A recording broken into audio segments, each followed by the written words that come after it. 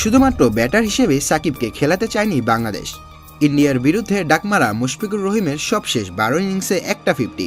তবে কি ICC champions ট্রফিতে ব্যাটার হিসেবেই খেলতে পারতেন না সাকিব? যেখানে ভারত, পাকিস্তান ও নিউজিল্যান্ড 3 দলের বিরুদ্ধেই সাকিবের ব্যাটিং পারফরমেন্স বরাবরই ভালো। অধিনায়ক মিস নাই বা করতে পারেন, ভক্তদের মনে সাকিব আল হাসান ঠিকই রয়ে গেছে। সাকিব আল হাসান রয়ে গেছে পারফরমেন্সের ভিত্তিতে। ইন্ডিয়ার বিরুদ্ধে শুরুর ব্যাটারদের পারফরমেন্সের ভিত্তিতে আরও জোরালোভাবে উঠতে শুরু করছে। বোলিং অ্যাকশনজনিত ত্রুটির কারণে সাকিব দলে নেই। সাকিবকে তো ব্যাটার হিসেবেও খেলানো যেত। ওয়ানডেতে নিজের সবশেষ ইনিংসে রান করেছে 82, শেষ 11 ইনিংসে গড় 35, স্ট্রাইক রেট 90। ব্যাটার হিসেবে কি যোগ্যতা রাখতেন না বিশ্বসেরা অলরাউন্ডার? মুশফিকের গড় যেখানে 25-এর কম হয়েও অটো চয়েস হতে পারে, সাকিব কেন নয়? ইন্ডিয়ার বিরুদ্ধে সাকিবের পারফরমেন্স বরাবরই ভালো। ম্যান ইন ক্লোজের বিপক্ষে সবচেয়ে বেশি রান করেছে বাংলাদেশি ব্যাটার সাকিব। 2 ম্যাচ অন্তর অন্তর একটা 50ও মেরেছে ইন্ডিয়ার বিপক্ষে।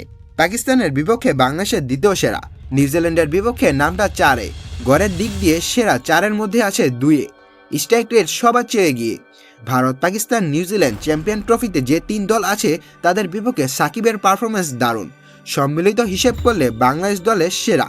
সেই সেরা ব্যাটারই চ্যাম্পিয়ন্স ট্রফিতে নেই। কোনো না কোনোভাবে সাকিবের শূন্যতা কি অনুভব করছে বাংলাদেশ?